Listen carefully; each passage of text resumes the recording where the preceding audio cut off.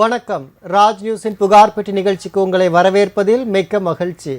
அரசிற்கும் மக்களுக்கும் பாலமாய் திகழக்கூடிய இந்த புகார் பெட்டி நிகழ்ச்சியில் உங்கள் புகார்களை தெரிவிக்க வேண்டுமென்றால் திரையில் தெரிகின்ற எண்ணான 042424311361 என்ற தொலைபேசியினருக்கு தொடர்பு கொண்டு உங்கள் புகார்களை தெரிவிக்கலாம்.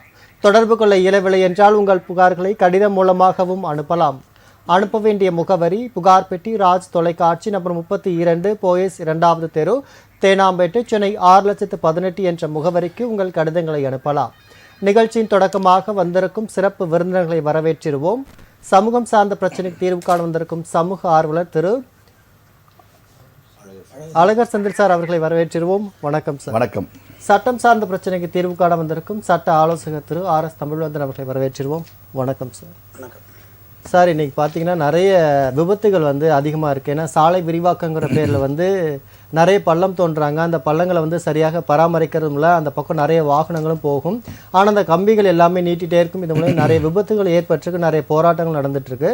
ஆனால் இதை பெருசாக அதை எடுத்துக்கல அப்படிங்கிற மாதிரி தான் இருக்காங்க. அப்பையும் அஜாக்கிரதை தான் இருக்காங்க. சமீபத்தில் பார்த்தீங்கன்னா திருப்பூரில் ஒரு தம்பதி கோவிலுக்கு போயிட்டு வர பார்த்தீங்கன்னா பெரிய பள்ளம் தோண்டி அது அப்படியே இருந்திருக்கு. அதில் அவங்க விழுந்துட்டாங்க. அந்த குழந்தை மட்டும் உயிர் தப்பியிருக்கு. அதுவும் சிகிச்சையில் தான் இருக்குது. இந்த மாதிரி நிறைய இழப்புகளை ஏற்படுத்திட்டு இருக்காங்க. இது குறித்து உங்கள் கருத்தை சொல்லுங்கள் சார். கட்சி சாராமல் மக்களுக்காக களத்தில் இருக்கக்கூடிய எனக்கு உறுதுணையாக இருக்கக்கூடிய இந்த ராஜ் செய்தி புகார் பேட்டிக்கு வணக்கம் ஃபஸ்ட்டு. ரெண்டாவது, இது இன்றைக்கி நேரத்தில் இல்லை. நான் இன்னும் எவ்வளோ வருஷம் படிக்க போகிறது இல்லை. படித்த மேதாவிகளுக்கு அறிவில்லை. அதனால் சூப்பர்வைஸ் பண்ணுறதில்லை. உதாரணத்துக்கு இவர் யார் இறந்து போனவர் யாருன்னா டாஸ்மாகில் ஒர்க் பண்ணக்கூடிய தற்காலிக பணியாளர். 44 வயசு தான் ஆகுது. ஒய்ஃப் ஆனந்தி 42 வயசு ஆகுது. புள்ள 13 வயசு, பொம்பளை பிள்ளை.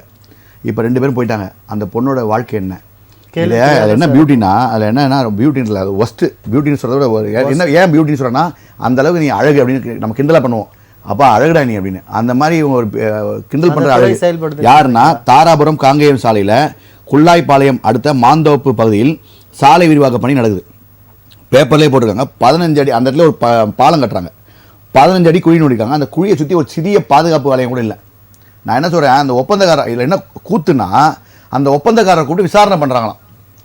இந்த அதிகாரிங்க இருக்காங்களே, உங்கள் குடும்பத்தில் உங்கள் அம்மாவோ இல்லை உங்கள் பிள்ளையோ உங்கள் பொண்டாட்டியோ இதே மாதிரி விழுந்து செத்து போயிட்டா நீங்கள் இப்போ கூப்பிட்டு அதிகாரி இப்படி தான் விசாரிப்பீங்களா? இல்லை அரசியல்வாதிங்க வீட்டில் இப்படி இறந்து போயிட்டா நீங்கள் இப்படி தான் விசாரிப்பீங்களா? எந்த வகையில் நியாயம் இது? இந்த அலட்சியம் இன்னும் தொடருது. உங்களுக்குலாம் நோகுது, வலிக்குதுன்னா ஏசியில் உட்காந்து திங்கிறீங்கல்ல மிக்சர்லாம் மீட்டிங் போட்டு. உங்களுக்கு வலி என்னன்னா, அடுத்த குடும்பத்தோட வலி என்னன்னு தெரிஞ்சுக்கணும்னா நீங்கள் இறங்கி ரோடு வரணும். நான் என்ன சொல்கிறேன்னா, நீங்கள் ரோட்டுக்கு வர வேண்டாம். இல்லை நான் என்ன முன்னாடி மாதிரி இல்லை, ஒரு 25 வருஷம் முன்னாடினா வாட்ஸ்அப் இல்லை, எதுவுமே இல்லை. நீங்கள் ஃபீல்டுக்கு வரணும். உங்களுக்கு என்னையா வலிக்குது? ஏன் சாப்பிட்டு மக்கள் வரி பண்ணல, தண்டமாக சம்பளம் வாங்கின்னு வைத்தியத்தில் கொண்டுக்கிறீங்க. நான் என்ன சொல்கிறேன், ஒரு வாட்ஸ்அப் எடுத்து ஃபோட்டோ எடுத்து அனுப்ப முடியாது உங்களால். ஒப்பந்தக்காரரு அதான் களத்தில் கூடிய அதிகாரிக்கு, சூப்பர்வைசருக்கு, அந்த சூப்பர்வைசர் அவங்களோட டாப் லெவலுக்கு, அந்த டிஸ்ட்ரிக்ட் கலெக்டர் அந்த பேருக்கு அந்த அஃபிஷியல் நம்பருக்கு போயிருமா கூடாதான்? போயிடணும்ல வாட்ஸ்அப் எடுத்து. அப்போ அந்த வாட்ஸ்அப் பார்த்து ஏன்டா இங்கே பேரிகேட் போடலன்னு கேட்டுப்பாங்கல்ல. இந்த அளவு கூட இல்லைன்னா வாங்கி வரி படத்துக்கும் போது உங்களுக்கு நல்லா செரிக்குமா, உங்க குடும்பம் நல்லா இருக்குமான்ற கேள்வி மக்கள் கேட்பாங்க. அதிகாரிகள் கூட ஓகே. இப்போ ஒப்பந்ததாரருக்கு அந்த ஒப்பந்தம் சார், ஒப்பந்ததாரர் பாவம் சார். என்ன காரணம் கேட்டீங்கன்னா, சார் பாவம் எப்படி சார்? இல்ல நான் சொல்றேன் அவர் மேற்பார்வை ஒரு 10 கோடி ரூபாய் ஒரு ப்ராஜெக்ட் வந்து வச்சுக்கோங்க. ஆளுங்கட்சி, எதிர்கட்சி, லோக்கல் கட்சி, உதிரி கட்சி, துணை கட்சி, இணை கட்சி எல்லாம் ஒரு கட்டிங் வாங்கிட்டாங்கன்னா எடுக்காமல இருக்கலாம்ல. அவரு இப்ப யாருமே எடுக்கலாம், வர வேண்டியது எவனா ஒருத்தர் எடுத்தாலும் அது பண்ணி தான் அவங்க சார்ந்து அவங்க எடுத்தாலும் எல்லாம். நீங்க எந்த ஊர்ல இருக்கீங்க, எந்த நாட்டுல இருக்கீங்க, இந்தியால இருக்கீங்க, தமிழ்நாட்டுல இருக்கீங்க, இங்க கட்டிங் இல்லாம ஏதாவது நடக்குதா? அது ஒத்துக்கலாம் சார். என்ன காரணம்? இல்ல நான் ஒரே ஒரு கேள்வி என்ன கேட்கிறேன்னா, இப்போ ஒப்பந்ததாரர் அவரு பக்கமே பேசுவோம், எல்லா தொகையும் பிரிச்சு கொடுத்துறாரு, அவர் கையில எந்த தொகையுமே இல்லைன்னு வச்சுக்கோம். அவர் வேலையை ஆரம்பிக்கிறப்ப பாத்தீங்கன்னா ஒரு பேரிகார்ட் போடணுங்கிறது அவருக்கு தெரியுமா தெரியாதா? கண்டிப்பா ஃபாலோ பண்ணணும்ல. அந்த பேரிகார்ட் வாங்குற காசு உங்களுக்கு அடிக்குதுன்னா இவன் நாளைக்கு பாத்துக்கலாம் தெனாவட்டில் அலட்சியம் போயிடுது. நான் உங்களுக்கு பதில் சொல்றேன். என்ன சொல்றேன்னா, ஒரு ஒப்பந்தக்காரர் மேலே இவ்வளவு பழிய சொல்லக்கூடிய நீங்கள் கேள்வி, ஒரு அரசு அதிகாரிக்கு அரசு நல்ல சம்பளம் கொடுக்குது. அது எந்த கட்சி வந்தாலும், திமுக, அதிமுக, பிஜேபி, காங்கிரஸ் யார் வந்தாலும் நல்ல சம்பளம் கொடுக்குது. நல்ல உங்களுக்கு நல்ல குழந்தை மாதிரி பார்த்துக்குது. கோடிக்கணக்கில் லட்சக்கணக்கில் செலவு பண்றாங்க உங்களுக்குலாம். அதை வாங்கின்னு இந்த பக்கம் கட்டிங்கும் வாங்கினேன் வெக்கமா இல்லை உங்களுக்குலாம். எந்த ஒப்பந்ததாரருமே இவ்வளவு தொகை அவங்க லஞ்சமா கேக்குறாங்க, நான் கொடுக்க முடியாதுன்னு சொல்லி இல்ல யாருமே எடுக்கலன்னா இப்ப அரசுக்கு அது நீங்க பேசுறது வாழ்த்துக்கு நல்லா இருக்கும். இன்னைக்கு பிராக்டிகலா இருக்கும் போது இவங்க எப்படி சார் எல்லா தொகையும் நாங்களே கொடுத்துறோம், எங்க எந்த தொகையுமே இல்லைன்னு சொல்றாங்க. நீங்க அந்த ஒப்பந்தக்காரருக்கு அந்த வழி தெரியும் உங்களுக்கு. ஏன் அப்படின்னா எடுக்க வேணாம். இப்போ உங்களோட தொழில் அது, இவங்க கட்டாயப்படுத்த உங்களுக்கு முடியாதுன்னு சொல்லி அமிச்சிட்டாங்க. உங்கள் பிள்ளைங்க ரோட்டில் காயும், இவங்க எடுத்து வாங்குறாங்களே, கட்டிங்க வாங்குறாங்களே, ஏன் அவங்களுக்கு அந்த அடிப்படை அறிவு இல்லைன்னு ஏன் யோசிச்சு கேட்க மாட்டீங்க? அதிகாரிகள் சம்பளம் கொடுக்குறாங்கல்ல, நல்ல சம்பளம் இல்லை, ஒரு அதிகாரம், அந்த கேள்வி ஒரு ஏசி இருக்கா, ஒரு ஏசி கார் இருக்கா, உங்களுக்கு நல்ல பதவி இருக்கா, அதிகாரம் இருக்கல, இந்த திமிரில் ஏன் நீங்கள் போய் கை நீட்டி பிச்சை எடுக்கிறீங்க கேட்குறேன். அதிகார பிச்சை எடுக்கிறீங்க, வெக்கமா இல்லையா? உங்கள் பிள்ளைங்களை நீங்கள் வாங்கி படிக்க வைக்கணும், உங்கள் உழைச்ச காசில் வாங்கணும். இன்னொருத்த உழைச்ச காசில் வேணா, உங்களுக்கு நீங்கள் அப்பாவா அவன் அப்பாவா, யார்கிட்ட வாங்கினா அவன் தான் அப்பா ஆகிடுவான். நீங்கள் அப்பா ஆவீங்களா? ஆக மாட்டீங்க. இந்த குடும்பத்துக்கு என்ன பிரச்சனைனா, இந்த குடும்பத்துக்கு போலீஸில் கம்ப்ளைண்ட் கொடுக்குறாங்க, கலெக்டர் வரையும் சொல்லியிருக்காங்க. இப்போ ஒப்பந்தக்காரர் கூப்பிட்டு விசாரிக்கிறீங்க, இன்னும் அவன் மேலே கேஸ்லாம் பேசல, போட போறேன்றீங்க.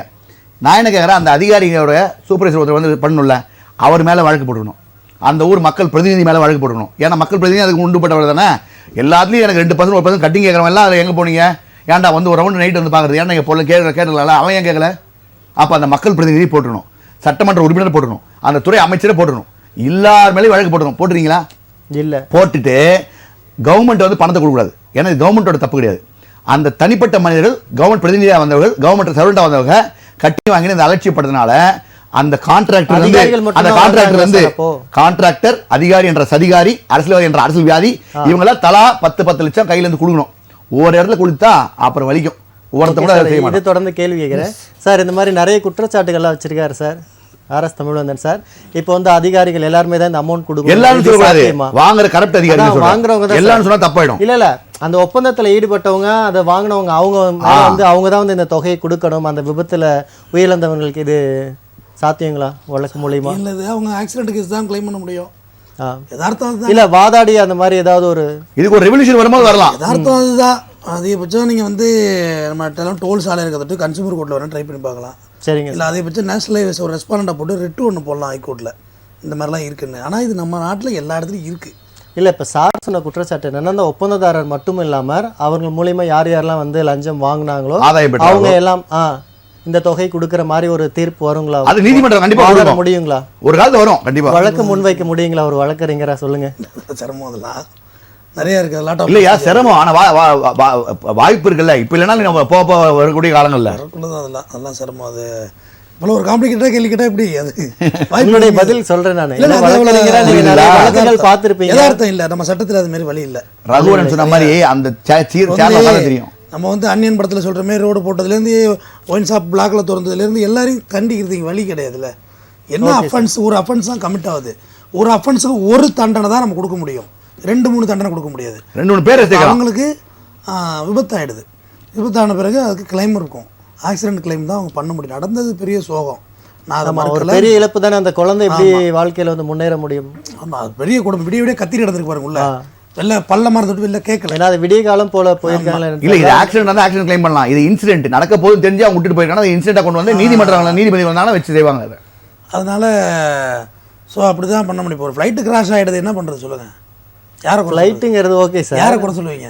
அது ஓகே, அது வந்து எப்பயாவது நடக்கக்கூடிய விபத்து, அது ரெகுலராக நடக்கிறது இல்லை. அது வந்து நிலங்கள்ல அந்த மாதிரி எதுவுமே கிடையாது. அது வானூர்தி, அது வானில் மட்டும்தான் போதும். அந்த இழப்பை வந்து தவிர்த்திருக்கலாம். ஆனா இங்க சட்டம் என்ன சொல்லுதோ அதான் மக்களுக்கான தானே சார் சட்டம். கவனக்குறைவு அப்படிலாம் படத்து டைலாக் சொல்லக்கூடாதுல்ல. படத்து டைலாக் இல்ல, சார் சட்டம். அது மக்களுக்கு வந்து இந்த எழுதி இருக்கு, ரொம்ப ஃப்ரேம்டு. அது ஓகே சார், வந்து ஃப்ரேம்.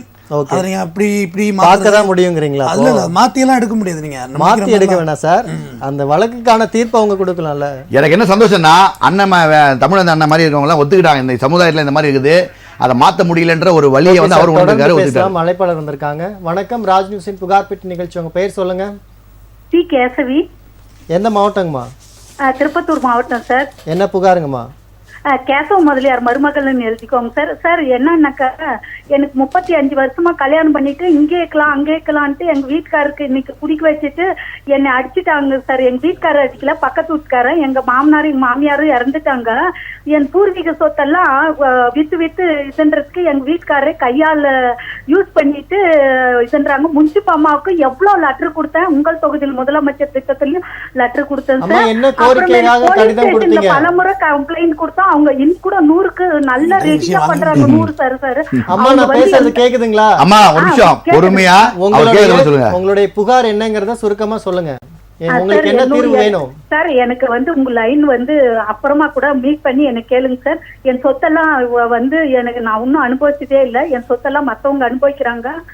இதுக்கு எங்க வீட்டுக்காரரை வந்து சாராயம் குடிக்க வச்சுட்டு கையால பண்ணிக்கிறாங்க. அம்மா இதெல்லாம் ஓகேம்மா, உங்களுக்கு என்ன தீர்வு வேணும் அதை மட்டும் சுருக்கமா சொல்லுங்க.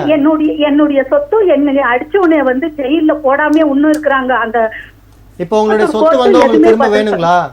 அதானே உங்களுடைய புகார்? சொத்து சார் என்ன அடிச்சுட்டாங்க பாரு 2020. அதுக்கு வந்து உடந்தையா இருக்கிறது என் ஃபேமிலி, எங்க ஹஸ்பண்ட் எல்லாம். எங்க ஹஸ்பண்ட் இன்டைரக்டா செயல்பட்டு அவங்கள கையில போட்டுக்கிறாங்க சார். முன்சிப்பம்மாவும் கேட்க மாட்டேன்றாங்க, தாலுகா ஆபீஸ்காரரும். எத்தனை முறை இன்னைக்கு 15 வருஷமா வந்து சரிங்கம்மா, நிகழ்ச்சி முடிஞ்சதுக்கு அப்புறமா உங்களை தொடர்பு கொண்டு விளக்கமா கேட்பாங்க. நீங்க உங்களுடைய புகார்களை விளக்கமா சொல்லுங்க, சரிங்களா? நிகழ்ச்சிக்கு அழைத்தமைக்கு நன்றிமா. நிகழ்ச்சியோட தொடர்ந்து இணைந்திருங்கள். சார், இந்த நிறைய விபத்துகள் பற்றி பார்த்துட்டு இருந்தோம். அப்போ வந்து ஆக்சிடென்ட் ஆனே அவங்க எப்படி கிளைம் பண்ணுறது இன்சூரன்ஸ், அது குறித்து கொஞ்சம் விளக்கமாக முதல்ல நீங்கள் வந்து நம்ம கல்ச்சரே வந்து முதல்ல வந்து இப்படி தான் இருக்குது. கரப்ஷன் நம்ம கல்ச்சர் தான், ஒன்றும் மாற்றுக்கிறதுலாம் கிடையாது, ஒன்றும் வெக்கப்படுறதுலாம் இருக்குது. இங்கேருந்து வடநாடு வரையும் அப்படி தான் இருக்குது. ஆனால் அதில் எப்படி நம்ம வண்டிகள்லாம் கரெக்டாக இன்சூரன்ஸ் போடணும். முதல் விஷயம் தலைக்கவசம் அணியணும் கரெக்டாக. 2 வீலரில் 2 பேர்னா 2 பேர் தான் நீங்கள் மட்டும்தான் பயணம் பண்ணணும். இப்படிலாம் நிறைய நீங்கள் விதிமுறை பேச ஆரம்பித்தா அவங்களும் விதிமுறை பேச ஆரம்பிச்சிருவாங்க. சரி, நம்ம நவரவே முடியாது. ஆனால் இன்றைக்கும் நம்ம போலீஸ் வந்து ட்ரிங்க் அண்ட் டிரைவில் இறந்துட்டா ட்ரிங்க் அண்ட் டிரைவ் போடுறது இல்லை. Okay sir. ஏன்னா குறைந்தபட்சம் ஒரு கண்ணியம், பணமாவது வீட்டுக்கு கிடைக்கட்டுமேங்கிற ஒரு நன்மை தான். பட் ட்ரிங்க் அண்ட் டிரைவில் கிளைம் ஆகாது, உண்மையில் வந்தால் கிளைம் ஆகாது. நிறைய விஷயங்கள் இருக்குது, அதெல்லாம் ஃப்ரீயாக இருக்குள்ள அவங்க படிக்கணும், எடுத்து தெரிஞ்சுக்கணும். வண்டி வாங்கிட்டா பத்தாதில்ல, லைசன்ஸ் வாங்கிட்டா பத்தாதில்ல, ரூல்ஸ் அண்ட் ரெகுலேஷன் தெரியணும். என்னக்கு வழக்கு போட முடியும், எதுக்கு போட முடியும். இப்போ ஒரு குழந்தை உடம்பு சரியில்லாமல் இருக்குது, நான் ஒரு ஹாஸ்பிட்டலுக்கு உண்மையில் போகிறேன், எவ்வளோ வழக்கு போட முடியுமா? முடியாது. நெசசிட்டி என்ன ஆம்புலன்ஸ் உண்மையில் ஏறுது, அப்போ சட்டம் மீறுதுனாங்க இல்லை, தேவைக்கு தான் சட்டம். ஆமாம் சார், ஒரு உயிரை காப்பாற்ற சட்டம் உண்மையில் ஏறி போகிறாங்க ஆம்புலன்ஸு, அப்போ அது தப்பா? சிக்னலில் வயலேட் பண்ணுறாங்க, ஆம்புலன்ஸ் தப்பா? இல்லை, உயிரை காப்பாற்றுறதுக்கு போகிறாங்க. நம்ம என்ன நெசசிட்டியில் போகணுங்கிறது. இந்த மாதிரி டெமோக்ரஸி பெரிய கண்ட்ரியில் நம்ம முதல்ல பாதுகாப்பாக இருக்கும். இன்சூரன்ஸ் போடணும், குடிச்சிட்டு வண்டி ஓட்டக்கூடாது, வித்தை காமிக்கக்கூடாது, பைக்கை வச்சு நிறைய விஷயங்கள் இருக்குது. வித்தை காமிச்சா ஜெயிலுக்கு போயிடணும், பைக்கை வச்சு தூக்குறதுலாம். முதல்ல ஆக்சிடென்ட் ஆகுதுன்னா கால் வந்துட்டா பேசலாமா? இல்லை பேசுங்க நீங்கள் கண்டிப்பாக. முதல்ல வந்து விபத்து ஆகிட்டுனாக்க போலீஸ் வருவாங்க. ரூரலாக இருந்தால் எல்லோரும் ஒன்றா தான் பார்க்குறாங்க. சிட்டின்னா டிராஃபிக் இன்வெஸ்டிகேஷன், போக்குவரத்து புலனாய்வுத்துறை பார்ப்பாங்க. பார்த்துட்டு உங்களை என்ன செய்வாங்கன்னா அதுலேருந்து இப்போ பாடி மார்ச்சரிக்கு வருதா, மார்ச்சரியில் அங்கே ஒரு சான்றெல்லாம் கொடுப்பாங்க, டெத் ரிப்போர்ட் கொடுப்பாங்க, டெத் சர்டிஃபிகேட் கொடுப்பாங்க, டெத் ரிப்போர்ட் கொடுப்பாங்க. அது எல்லாத்தையும் நீங்கள் அங்கே கலெக்ட் பண்ணிக்கணும். கலெக்ட் பண்ணிவிட்டு நகராட்சி இருந்தால் அங்கே ரிப்போர்ட் பண்ணியிருப்பாங்க. இல்லை எந்த இடத்துல ஆக்சிடென்ட் ஆச்சோ அந்த விஓவை போய் நீங்கள் சந்திக்கணும். அவங்க ஒரு சான்று கொடுப்பாங்க, இந்த இடத்துல இப்படி தான் இருந்துச்சுன்னு. இதுபோக போக்குவரத்து புலனாய்வுத்துறையில் போனீங்கன்னா அவங்கள்ட்ட எஃப்ஐஆர் போக்குவரத்து எல்லாமே அவங்க கொடுத்துருவாங்க. நம்ம வண்டி இன்சூரன்ஸ் நமக்கு கொடுத்துருவோம், நம்மள்ட்ட இருக்கும். வேறு ஏதாவது வண்டியில் நீங்கள் மோதி ஃபேட்டல் ஆனீங்கன்னா அந்த வண்டியில் உள்ள இன்சூரன்ஸ் காப்பி முன்னமாரி கிடையாது. சென்ட்ரல் கவர்மெண்ட் மாற்றி வச்சிருக்கிறதுலாம் மஞ்சளி தராது. ஃபிட்னஸ் வந்து வண்டியில் வந்து இன்சூரன்ஸ் இருந்தால் பணம் கொடுக்க வேண்டியது தானே, இதுவும் வேணும், பர்மிட் வேணும் லாரிக்கெல்லாம். இவ்வளவும் வாங்கியாந்து நீங்கள் வந்து வழக்கு போடணும். எல்லா இன்சூரன்ஸ் கம்பெனி சென்னையில் இருக்கிறது, நீங்கள் சென்னையிலே ஒரு வழக்கு போடலாம். Okay sir. இப்போ நீங்கள் எந்த ஊராக இருந்தாலும் பரவாயில்ல, சென்னையிலே போட்டால் கொஞ்சம் சீக்கிரம் வரும். ஏன்னா இன்சூரன்ஸ் கம்பெனி வந்துருவாங்க, மொத்தமாக வந்து பார்த்துட்டு போவாங்க. சார், இது போக நான் சொன்ன ஃபிட்னஸ் எல்லாம் உங்கள்கிட்ட இருக்குது, லைசன்ஸு, ஆர்சி புக்கு எல்லாம் கரெக்டாக இருக்குது. வாரிசுதாரர் குழந்தையாக இருந்தால் குழந்தையும் வாரிசு தான். அவங்கள்ட்ட கையெழுத்துலாம் வாங்க வேண்டாம், 18 வயசு கீழே உள்ள பேர் மட்டும் எழுதினா போதும். Okay sir. கார்டியன் சர்டிஃபிகேட் மட்டும் வச்சா போதும். இவ்வளோ வச்சு நீங்கள் ஃபைல் பண்ணிட்டீங்கன்னா மொத்தமாக சீக்கிரம் முடிய வேண்டிய வழக்கு தான். நிறைய வழக்கு இருக்கிறது கொஞ்சம் டிலே ஆகுது, 4 வருஷம் அந்த மாதிரி ஆகுது. நிறைய வழக்குகள் இருக்குது, அதையும் நம்ம ஒன்றும் குறை சொல்ல முடியாது. ஃபிட்டாக இருந்ததுன்னா, இப்போ நான் சொன்னேன்ல, இதெல்லாம் ஃபிட்டாக இருந்துச்சுன்னா இன்சூரன்ஸ் கம்பெனி செட்டில்மெண்ட் பேசுவாங்க. 1 கோடி ரூபா நம்ம கிளைமிங் கேட்குறோம்னா ஒரு 20 லட்சம் தர்றோம். அவங்க ஒரு கால்குலேட் வச்சுருப்பாங்க, ஒரு டேரிஃப் வச்சுருப்பாங்க. இந்த விபத்துக்கு ஒரு டேரிஃப் வச்சுருப்பாங்க. முதல்ல நம்ம இறந்த வயசு நம்ம 60 வயசு, இதில் சம்பளம் மாத சம்பளமாக இருந்தால் இன்னும் ஹெவியாக கிடைக்கும். நீங்கள் பென்ஷன் ஹோல்டர், இது மீனிங் நீங்கள் தனியார் கம்பெனியில் இருக்கீங்க, ஐடி கம்பெனியில் இருக்கீங்கன்னா உங்களுக்கு வந்து இந்த சம்பளம் பே ஸ்லிப்பெல்லாம் கரெக்டாக இருந்தால் நல்லா ஹெவியாக கிடைக்கும் அமௌண்ட்டு. நம்ம வருமானத்தை பொறுத்தது, இந்த வயசை பொறுத்தது, ரெண்டையும் இருக்கணும். ஒரு சாதாரண ஒரு கூலி தொழிலாளி கூட ஒரு ஃபேட் ஆகி போச்சாரு, ஒரு ரோடு பெடஷன் ரோடு கிராஸ் பண்ணக்குள்ள இருந்து நிறைய பேர் ரோடு கிராஸ் பண்ணக்குள்ள இருந்துடுறாங்க. ஆமாம் சார். பழைய ஊர் மாதிரி எடுத்துட்டு பறந்துடுறாங்க ரோட்டில். இங்கே வண்டி வாகனம்னா உங்கள் ஊரை தெரியாது அவங்களுக்கு, ஹைவேல போயிட்டே இருக்கு வண்டி. வாகனங்கள் தெரியுமா, இது மனிதர் தெரியாது. அவங்கெல்லாம் பார்த்தீங்கன்னா 20 லட்சம் 20 லட்சம் அந்த மாதிரி ரேஞ்சில் வரும், பணம் வரும். அடுத்தது நீங்கள் வழக்கு போட்டுறீங்களா, வழக்கு போட்டு உங்களை ஒரே ஒரு நாள் வழக்கு கோர்ட்டுக்கு வர்ற மாதிரி, மற்றபடி நீங்கள் வர வேண்டியதில்லை. இன்சூரன்ஸ் கேஸில் வக்கீல் வச்சா வக்கீலை மாற்ற முடியாது, அது நிறையா விஷயம் இருக்குது. இதுபோல் ஃபிட்டாக இருந்தால் பணம் கொடுத்துருவாங்க. அதுமாரி யாராவது நேர்கள் இருந்தால் வாங்கிக்கிடுங்க. ஏன்னா நீங்கள் கடைசியாக 5 வருஷம் 10 வருஷம் கழிச்சு வர்ற காசை விட இப்போ ஏதோ வாங்கி படிக்க உதவும். ஆனால் ரொம்ப குறைச்சி வாங்கிக்காதீங்க. ஃபிட் கேஸ்னா வக்கீல் சொல்லுவாங்க, வக்கீல் இது ஃபிட்டான கேஸ், அந்த ஃபிட் கேஸ் இல்லை சிலது வந்து போய் அவார்ட் ஆகும், கம்மியாக ஆகல, நீங்கள் வாங்கிட்டு வெளியாகலாம். அப்படின்னா கேஸ் நடந்துகிட்டே இருக்கணும். 1 கோடி கேட்டாலும் 1 கோடியும் வழங்கியிருக்கிறாங்க இன்சூரன்ஸ் கம்பெனி மீது. ஆனால் இந்த வழக்குகள் ஃபிட்டாக இருக்கணும். அதுக்கு முதல்ல என்ன செய்யணும், இன்சூரன்ஸ் இருக்கணும், ஓகே நீங்கள் லைசன்ஸ் வச்சுக்கணும், ப்ராப்பராக வண்டிக்கு போக டெஸ்ட் எல்லாம் நீட்டாக வச்சுக்கிட்டிங்கன்னா எந்த ட்ரபிளும் வராது. ஓகேயா? அடுத்தது இன்சூரன்ஸ், வண்டிக்கு வந்து ஃபைனான்ஸ் போடுறீங்களே அப்போயே இப்போ ஒரு லோனு ஒன்று போட்டுருங்க. இது ஒரு பாலிசி ஒன்று இருக்குது. நம்ம இன்கேஸ் நம்ம இறந்துட்டோம்னா லோனை க்ளோஸ் பண்ணுவாங்க. லோனை க்ளோஸ் பண்ணி உங்கள்கிட்ட கொடுத்துருவாங்க. அது ஆனால் யாரும் போடுறதில்லை. ஏதாவது கம்மியாக போட்டால் போதும்னு போடுறாங்க. இல்லை கரெக்டாக போடுங்க. வண்டி வந்து ஒரு காரு 10 லட்சம் போனால் எவ்வளோ ஐடி வேல்யூ நீங்கள் ஏற்றி போடுறீங்களோ அவ்வளோ உங்களுக்கு நல்லது. மழை வருது, டோட்டல் லாஸ் ஆகிடுது, வண்டி எங்கேயாவது அப்செட் ஆகி போகுதுன்னா உங்களுக்கு பணம் வரணும்ல வண்டிக்கு, நமக்கு ஒன்றும் அவ்வளோ எழுந்து வந்துடும். ஆனால் இன்சூரன்ஸ் பதிவு பண்ணுறப்ப அவங்க கரெக்டான ஆவணங்கள் கரெக்டான தகவல்கள் கொடுக்குறாங்களா சார்? அதே சார் இப்போ இன்சூரன்ஸ்லாம் ரொம்ப ஈஸி பண்ணிட்டாங்க சார். பெட்ரோல் பங்க்லேயே போட்டுக்கலாம் சார். ஒன்றும் இல்லை, உங்கள் சேஸ் நம்பரை வந்து ஒரு தேய்ப்பாங்க, சும்மா ஒரு பென்சிலை வச்சு ஒரு காப்பி எடுப்பாங்க, அவ்வளோதான். இந்த வண்டியாங்கிறது தெரிஞ்சால் போதும், இன்சூரன்ஸ் போட்டு கொடுத்துருவோம். பெட்ரோல் பங்க்லேயே உடனே காப்பி வந்துடும், உடனே வந்துடும். நீங்கள் அதை எவ்வளோ ஹெவியாக போகிறதும் நல்லது தான். ஏங்க நம்ம உயிருக்காண்டி நம்ம போட மாட்டோமா? ஒரு 25,000 காருக்கு, பைக்குன்னா ஒரு 2000 ரூபாய் போடும். பைக்கெலாம் 2000, 1700 இன்சூரன்ஸுக்கு செகண்ட் ஹேண்ட் வண்டிக்கு. புது வண்டி தான் கொஞ்சம் கூட வரும். ஸோ இதை நீங்கள் போட்டுக்கணும். நீங்கள் இல்லாமல் ஃபிட்டாக இருந்தால் தாங்க நீங்கள் ரோட்டுக்கே வரணும். நீங்கள் ஒன்று இதில் குறைபாடாக இருந்தாலும் நீங்கள் கண்டிப்பாக நீங்கள் இழந்தும் உங்கள் வீடு துன்பப்படும். நம்ம எதுக்காக இன்சூரன்ஸ் போடுறோம்? ஒரு ஆண்டு போடக்குள்ள இந்த ஆண்டு கூட நம்ம மரணம் நிகழலாம். நம்ம குடும்பமாவது அது வர மூலியம் அமௌண்ட் மூலியமா சந்தோஷங்கிறத விட அந்த கேரக்டர் பயன்படும். நான் இல்லாத வெற்றிடத்தை எது நிரப்பணும்? என்னோட ஏர்னிங் தான் நிரப்பணும். That is insurance. Okay sir. நீங்கள் கண்டிப்பாக வண்டி வாகனங்கள் தனிமனித இன்சூரன்ஸ் போடுறீங்களோ அது உங்களோட தனிப்பட்ட விஷயம். அது பாலிசிக்கு அதை நான் ஐம் நாட் கேன்வாஸ் பண்ணல. பட் காருக்கு போடு, பைக்குக்கு போடுன்னு திருப்பி சொல்கிறது காரணம் என்ன? லாரி வச்சுருக்கீங்க, லாரிக்கு போடுங்க. பஸ் வச்சுருக்கீங்க, பஸ்ஸுக்கு போட்டுருங்க. ஏன்னா உங்களால் ஒரு இன்னசென்ட் பாதிச்சிருவோம். நீங்கள் கேஸ் நடக்கும் சார். எத்தனை கவர்மெண்ட் பஸ் ஜப்தி பண்ணுறாங்க, அதை எடுத்து பார்ட்டி ஓட்டிகிட்டே போக முடியும். கரெக்ட் தான் சார். பட் இறுதியாக இருக்க சொத்து கவர்மெண்ட் பஸ்ஸில் இன்சூரன்ஸ் இல்லையா? இறுதியாக பஸ் ஸ்டாண்டில் பயணிகளோட சீஸ் பண்ணுறாங்க, ஒரு இறக்கி விட்டு. அப்போ என்னென்னா இதுதான் கிடைச்சிருக்கு. லாரின்னா லாரியை கொடுப்பாங்க, இதை வச்சு லாரி கூட ஓட்டி போச்சுக்கலாம்னு வச்சுங்க. லாரி தான் கிடைச்சிருக்கு. ஆனால் பேர் எதுவுமே பண்ண முடியாது. வேறு என்ன பஸ் இருக்குது? பஸ்ஸை வச்சுட்டு என்ன செய்யுது? Okay sir. ஆனால் தூக்கியாந்து போட்டுருவாங்க. பணம் வந்த பிறகு வண்டியை ரிலீஸ் பண்ணுவாங்க. டெப்போ கட்டின பிறகு. அழைப்பாளர் வந்திருக்காங்க, பார்த்துருவோம். வணக்கம், ராஜ் நியூஸின் புகார் பெட்டி நிகழ்ச்சி. உங்கள் பெயர் சொல்லுங்க. அனிதாங்க சார். சாப்பிடு. என்னங்கம்மா? அனிதாங்க. எந்த மாவட்டம்? கோயம்புத்தூர்ல இருந்து கால் பண்ணிருக்கேன். என்ன புகாருங்கம்மா? எனக்கு மேரேஜ் ஆகி வந்து ஒரு 33 இயர்ஸ் ஆச்சு. சரிங்கம்மா. ஓகே. அவரு வந்து செகண்ட் மேரேஜ் பண்ணிட்டாரு. அந்த லேடி கூட தான் இருக்காரு. உங்க கூட விவாகரத்து வாங்காமங்களா? என்னங்க? டைவர்ஸ் வாங்காம இன்னொரு மேரேஜ் பண்ணிட்டாங்களா? செகண்ட் மேரேஜ் பண்ணிருக்காரு. பட் அதுக்கான எவிடன்ஸ் எல்லாம் இல்ல. நான் அதுக்கான கேசஸ் எல்லாம் நடந்துட்டு இருக்கு, பிகாமி அதெல்லாம். சரிங்கம்மா. பட் டிவியே போட்டிருக்கேன். டைவர்ஸ் கேஸ் டிஸ்மிஸ் ஆயிடுச்சு. அவர் டைவர்ஸ் கேட்டிருந்தாரு, கோர்ட் டிஸ்மிஸ் பண்ணிட்டு சேர்ந்து வாழணும்னு ஆர்டர் போட்டிருக்கு. சரிங்கம்மா. பிளஸ் வந்து டிவிஏ கேஸ் வந்து இப்போ ஒரு 9 இயர்ஸா நடக்குதுங்க. கீழே கோர்ட்ல வந்து கொஞ்சம் ஃபேவரா ஆர்டர் போட்டிருக்காங்க. பட் அப்பீல் போயிருக்கோம் நாங்க. மெயின்டெனன்ஸ் கீழே கோர்ட்ல போடலன்னு சொல்லி அப்பீல இப்ப பாத்தீங்கன்னா உங்களுக்கு எனக்கு வந்து 9 இயர்ஸா நடந்துட்டு இருக்குங்க. அதுவே வந்து பெரிய மன உளைச்சலா இருக்கு, ரொம்ப டிப்ரெஷனா இருக்கு. இதுக்கான கரெக்டான விஷயம் என்னன்னு ஒன்னும் தெரிய மாட்டேங்குதுங்க. ஒரு 9 இயர்ஸா ஒரு டிவிஏ கேஸ் ஒரு சரிங்கம்மா, உங்களுடைய புகாருக்கான தீர்வுக்கான வழிகளை நம்முடைய சட்ட ஆலோசகர் வழங்குவார். ஓகேங்க. ஓகே. அம்மா, டிவோர்ஸ் இந்த குடும்ப நல நீதிமன்றங்கள் உள்ள வழக்குகள் வந்து கொஞ்சம் ஸ்லோ ப்ராசஸ் தான் இருக்கும். அதில் காரணம் குடும்ப நல நீதிமன்றம் ஃபேமிலி கோர்ட்டில் நடக்கிற கேஸ் எல்லாமே கொஞ்சம் ஸ்லோ ப்ராசஸ். எதுக்காகனா நீங்கள் எந்த சூழ்நிலையாவது சேர்ந்து வாழ்ந்துட மாட்டீங்களான்னு நீதிமன்றம் கவனிக்கும் அந்த வழக்குகளை. அதனால் 9 இயர்ஸ் ஆகிட்டுன்னு சொல்கிறீங்களா, அது அப்படி தான். அந்த ப்ராசஸ் அதுதான். ஒன்று ப்ரைவேட் நோட்டீஸ் போட்டு பேப்பர் பொலியூஷன் பண்ணி தான் கொண்டு வரணும். இதில் யாராவது ஒரு கோர்ட்டுக்கு வர மாட்டாங்க. அது இன்னும் எடுத்துகிட்டு போகுது அந்த வழக்கெல்லாம். ஒரு 9 இயர்ஸா நடக்கும்போது ரொம்ப டிப்ரெஷனா இருக்கு. ஒரு சொத்து கேஸ்னா கூட ஓகே. இப்ப நீங்க டிவோர்ஸ் கொடுக்கலன்னு உங்க ஆர்டர் ஆயிடுச்சுல்ல?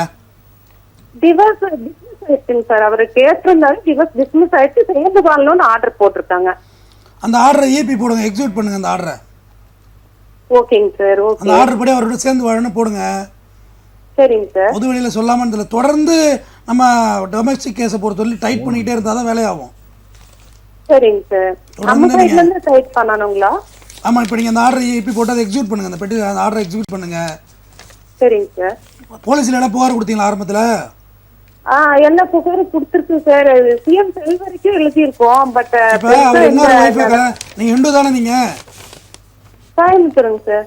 ஹிந்து ஹிந்து ஹிந்து இல்ல. ஆமாங்க, ஹிந்துங்க. நீங்க போயிட்டு 2வது கல்யாணம் பண்ணதுக்கான ஆதாரங்களை திரட்டி நீதிமன்றத்தில் தாக்கல் செய்யுங்க. அது வழியா வச்சு அவருக்கு வாரண்ட் ஒன்று வாங்குங்க. டிவோர்ஸ் ஆகாம பண்ணக்கூடாது ஹிந்து மேரேஜில். நீங்க அதை வச்சு வாரண்ட் வாங்க. அதான் சர்க்கம்ஸ்டன்ஸ் எவிடன்ஸ் தான் சார் இருக்கு, டைரக்ட் எவிடன்ஸ் இல்ல. இல்லை அதை கொஞ்சம் கலெக்ட் பண்ணுங்க. ஏன்னா நாங்கள் லிவிங் டுகெதராக இருக்கல ஃப்ரெண்ட்லியாக இருக்கும்னு சொல்லிட்டு போயிடுவாங்க, எஸ்கேப் ஆயிடுவாங்க.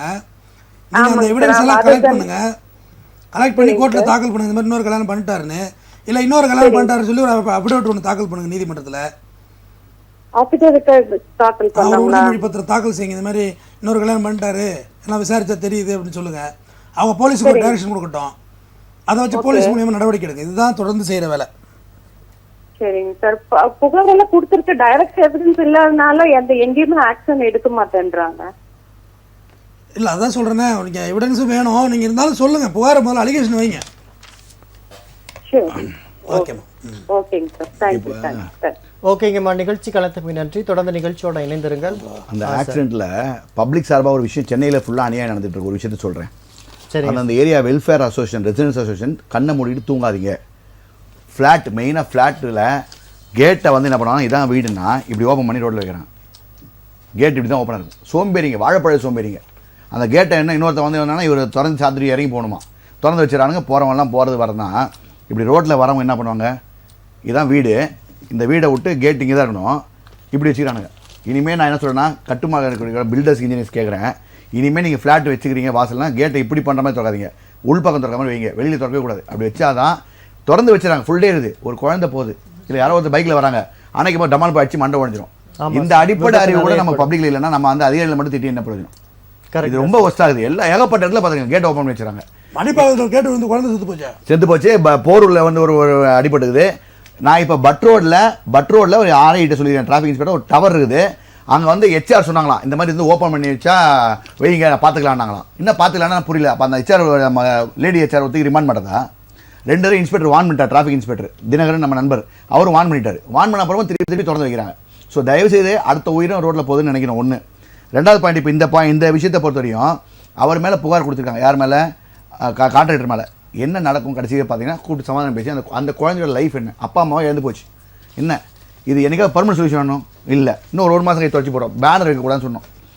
தெருவா எவ்வளோ பேனர் இன்னைக்கு அங்கே இந்த மீட்டிங் அந்த மீட்டிங் போட்டு ஒரு மாத காலம் 2 மாத காலம் அவ்வளோதான் இருந்தது. அப்போ பர்மனன்ட் சொல்யூஷன் ஆகும்போது இனி வருங்காலத்தில் இனி எந்த ஆட்சிகள் வந்தாலும் ஸ்ட்ராங்கான திட்டங்கள் போட்டு இனிமேல் பேனர் இருக்கக்கூடாதுன்னு நினைக்கணும். இந்த பொலிட்டிக்கல் மட்டும் இல்லை, ட்ரேடர்ஸ் யூனியன் எதுவாகட்டும் மீட்டிங்னு போட்டால் 2000 பேனர் 3000 பேனர். நீங்கள் உங்கள் விஷயத்தை எப்படி காட்டிக்கணும்னா செயல்பாட்டில் காட்டுங்க, பேனரில் காட்டாதீங்க. திருப்பி அது பிரச்சனை. போஸ்டர் போடுங்க, அது கூட பரவாயில்ல. பேனரை போட்டீங்க எந்த வகையில் நியாயம்? எல்லாம் 10 கட்டு. இங்க நிறைய விஷயம் சொல்ல வாய் சொல்லில் வீரனடி, பேனரில் வீரனடி, இவங்க தான் தவிர வேற யாரும் களத்துல இருந்து எந்த ஒரு விஷயமும் செய்யறதும் இல்லை. ஆனால் இதை நான் எப்போதும் சொல்கிறேன், இந்த அரசு வந்து நான் எந்த அரசு வந்தாலும் நல்லது செஞ்சால் நாங்கள் நல்லா சப்போர்ட் பண்ணுறோம், இல்லைன்னு சொல்ல. எனக்கு என்ன வலினா, நாங்கள் மக்கள் பிரதிநிதிகள், நாங்கள் அரசுக்காக சேவை செய்கிறோம். வேலை சம்பளம் வாங்கிட்டாலும் சேவை கிடையாது. அரசு அதிகாரிகள் திருப்பி சொல்கிறேன், நீங்கள் வேலை செய்ய மட்டும் வந்துள்ளீர்கள், பணம் வாங்கிட்டீங்க, தயவுசெய்து சேவைன்னு சொல்லாதீங்க. It is not a service, it is a job. What you are doing is a job and you are a servant to the public. Democracy is for the people. தான் செய்ய முடியுமா? அவங்க குடும்பத்துக்கு பணம் தேவைப்படுதுங்கல்ல, அதுக்கு பேர் சேவைன்னு சொல்லக்கூடாது, வேலைன்னு சொல்லிக்கங்கன்னு தான் சொல்கிறேன். நான் செய்யலன்னு சொல்ல, ஃப்ரீயா பண்ணுன்னு சொல்ல. Democracy is for the people, of the people, by the பீப்புள்ன்றது ஏற்று சொற்காக இருக்கக்கூடாது, இறங்கி வரணும். இதை பண்ணுறது கிடையாது. இன்னைக்கு ஒன்றும் இல்லை, ஒரு கார்பரேட்டில் இவங்க கவர்மெண்ட், ப்ரைவேட்டில் இன்னைக்கு ஒரு பேரை சொல்ல முடியல. ஏன்னா நான் அவங்கள்ட்ட இன்ஃபார்ம் பண்ணியிருக்கேன். காலையில் பிளாட்ஃபார்மில் ஒருத்தர் வராரு, ஒரு இண்டஸ்ட்ரியல் அம்பத்தூர் ரிலேட்டடாக ஒரு சிஸ்டமில் இருக்கக்கூடியவர். அந்த கம்பெனிக்காரர் ஒரு 50-45 வயசு இருக்கும். செல்ஃபோன் பேசினா பிளாட்ஃபார்மில் நடந்து வராரு. என்னங்க அப்படின்றேன், உங்கள் கம்பெனி ஏதாவது சொல்லி கொடுத்தாங்களா? ஆமாம், ஏதாவது சொல்லி கொடுத்தாங்க. நீங்கள் இப்படி தான் பண்ணுவீங்களா? ஆமாம், இப்படி தான் பண்ணுவேன். செல்ஃபோன் பேசி பிளாட்ஃபார்மில் வண்டி ஓட்டுறாரு. பிளாட்ஃபார்மில் நம்ம பொது சொத்து, அதை ஓட்டிட்டு வராரு. நான் கம்ப்ளைண்ட் பண்ணுவேன், பண்ணி காட்டணும். என்ன திமிர் பேச்சு? உன் படித்து என்ன பிரயோஜனம்? நீ உனக்கு அவமானம், உன் கம்பெனிக்கு அவமானம், உன் ஸ்கூலுக்கு அவமானம், உன் குடும்பத்துக்கு அவமானம், சமுதாயத்துக்கு அவமானம். நீ ஒரு அவமானம் சின்னதை புரிஞ்சுக்கோ.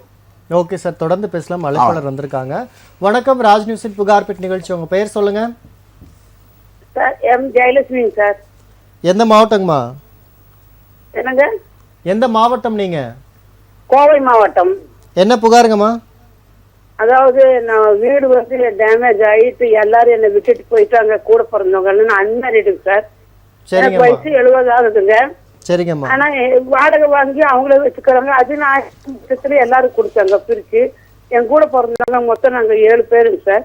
இப்ப எல்லாரும் அம்போன்னு விட்டு போட்டு எல்லாம் போயிட்டாங்க சார். இப்ப வீட்டுல படுக்கிற கடையில பக்கத்து வீட்டுல போய் படுத்துட்டு இருக்கிறாங்க. அங்கேயும் இங்கேயும் கேட்டு ஏதோ பண்ணி கொடுங்கன்னா பண்ணி தர மாட்டேங்கிறாங்க. அப்புறம் நீ செத்ததான் வீடு விற்போம் அப்படிங்கிறாங்க. என்ன தற்கொலைக்கு தூண்டிட்டே இருக்காங்க சார். ஓகேங்கம்மா, உங்களுடைய அப்புறம் நான் புகாருக்கான தீர்வு காண முதலமைச்சருக்கும் முடியல. கமிஷனர் கலெக்டருக்கெல்லாம் பெட்டிஷன் கொடுத்திருந்தேங்க சார். சரிங்கம்மா. மனு பரிசீலனை செஞ்சாங்க சார். சரிங்கம்மா, செஞ்சுட்டு என்ன அம்மா பண்ணாங்க, கேக்குதுங்களா? ஸ்டேஷனுக்கு அனுப்பி என்கொயரி வைக்க சொன்னாங்க. அவங்க கூப்பிட்டு பேசுனதுக்கு கல்யாணம் முடிஞ்சு பேசணும்னாங்க, இது வரைக்கும் பேசலைங்க சார். சரிம்மா. நீங்க சொல்லுங்க. அம்மா எந்த ஊர்மா நீங்க? சொல்லுங்க கோயம்புத்தூர் சார். ஏம்மா கோயம்புத்தூர். சொல்லுங்க.